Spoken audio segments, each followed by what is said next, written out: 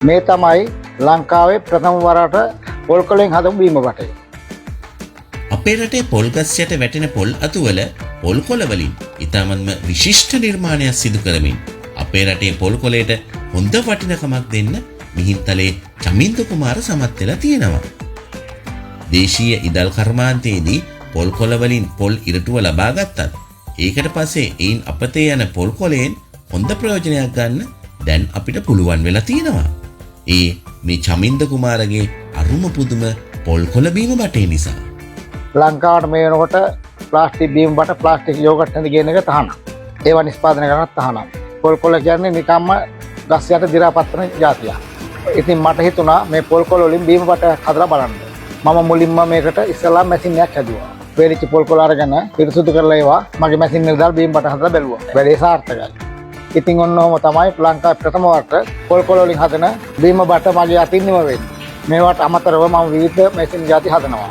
මගේ ප්‍රථම මැෂින් එක තමයි විනාඩි 2යි තප්පර 40න් ඉදල් හදන මැෂින් එක. ඒකට මට ජනරල් සම්මාන 2016 හම්බුණා. ඉතින් ඒ වගේ මැෂින් ගොඩක් ලංකාවේ කට්ටිය අරන් ගිහලා මේ වෙනකොට ගොඩක් කට්ටිය දිනු වෙලා තියෙනවා.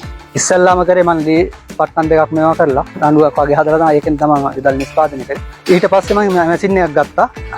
අරන් ඒ දා ඉඳන් මේ වෙනකන් දැන් මේ විදිහට ඉදල් නිෂ්පාදනය කරනවා. ඒක මට ලොකු හයියක් වුණා මේ ව්‍යාපාරය කරගෙන යාමට. මිහින්තලේ චමින්ද කුමාරගේ මේ වගේ නිර්මාණ නිසා අපේ රටෙන් පිටරටට ඇදී යන දහස් ගාණක් ඩොලර් අපේ රටේ ඉතුරු කරගන්න පුළුවන්. ඔයාලගේ ව්‍යාපාරය දියුණු කරගන්න අලුත් මැෂින් එකක් හදාගන්න ඕන කියලා හිතනවා නම් ඔයාලගේ හිතේ තියෙන ඒ මැෂින් එක ඒ විදියටම හදලා දෙන්න මිහින්තලේ චමින්ද කුමාරට පුළුවන්. ඉතින් මට හිතන දේ ඕනම මැෂින් එකක් මට හිතලා හදන්න හැකියාවක් තියෙනවා. ඉතින් මේ විදිහට හදපු මැෂින් වල හොඳ ඉල්ලුමකුත් තියෙනවා. ආර්ථික ප්‍රශ්න ගොඩක් තිබුණා. චමින්ද කුමාර මේ වගේ නව නිර්මාණ අත්හදා බැලීම් නවත්වන්නේ නැහැ. මේ හැමදේම අවසානයේදී එයා බලාපොරොත්තු වෙන්නේ ආර්ථික ලාභයට වැඩිය ආත්ම තෘප්තියම විතරයි. එහෙම කියන්න තව හේතුවක් තියෙනවා. ඒ තමයි එයා අපි හැමෝගෙම අනාගතය සතුට වෙනුවෙන් ලොකු ජීවිත පරිත්‍යාගයක් කරපු කෙනෙක් වීම. මම යුද හමුදා ක්‍රියාවන්තයේ යෙදෙද්දී 1996 දී මඩකලපුවේදී බිම්බෝමුකට හසු වෙමින් මගේ දකුණු පාතේ ඉවත් කරනවා. ඉන්නන ප්‍රමාණ යුද හමුදා විශ්‍රාම ගන්නවා. ඒ වුණාට මගේ අගේ තියෙන්නේ අලුත් දේවල් නිර්මාණය කරන්න.